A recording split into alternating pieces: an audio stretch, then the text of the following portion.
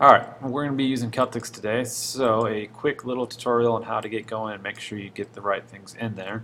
For me, I'm going to go ahead and go into my Finder window here, into Applications, and down to Celtx, C-E-L-T-X. It's probably at the bottom of your dock, so go ahead and down there and click it, or right here again, Applications, and Celtx. When it opens, you got this window. If you feel like looking at a sample project, you can click on the Wizard of Oz film just to kind of get a glimpse as to what yours should look like. You got some different tabs up here. The only one we're worried about is the screenplay. So you've got different sections. You got a scene heading, which every single scene should have that. Basically, it tells us where, exterior or interior. Tells us a little more descriptive as to where, so forest, and then it tells us as to when, day or night. You've got this section, which is your action, which is where you typically type the most. This is where you tell us who's doing what do we see, what's on the wall, is something on fire, anything that's happening, we see it right here and we read it right here. When you see a character's name by itself, that means the very next thing is going to be dialogue. So Dorothy right here is going to say it's really scary in these woods.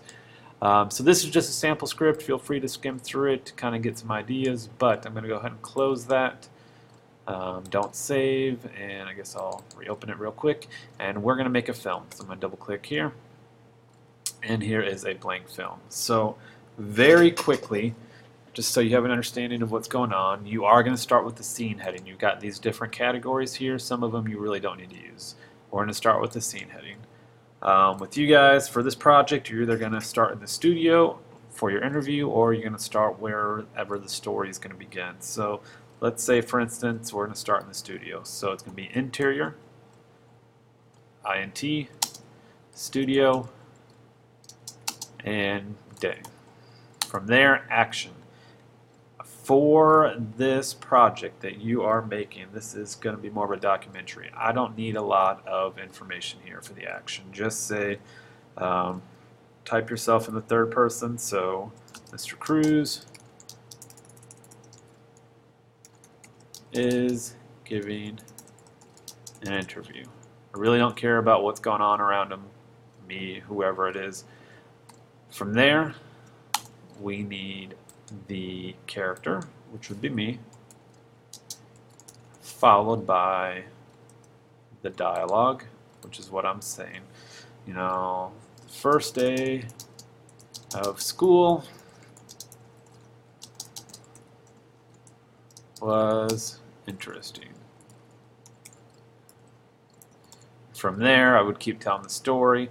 So, for instance, I want to now kind of reenact what the story is going to be. So that would be a new scene heading. So again, probably inside, or if you want, it can be outside. Maybe it's right outside the front door. Exterior, front door of school, morning. Then some action. You know, the students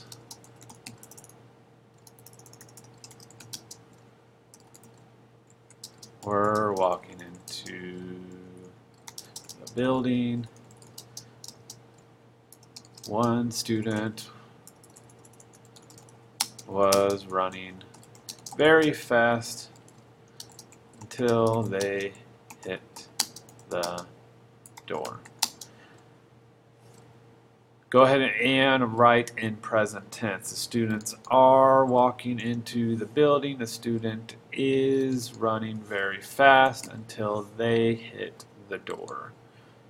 So I've got two scenes: interior studio day, exterior front door school morning. So anytime you change a location, you need a new scene heading. Anytime you want to describe what's going on, you have action. Action, this is action.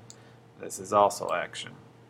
Anytime you have dialogue, you need to give the person's name first with character, followed by what they're actually saying. Dialogue.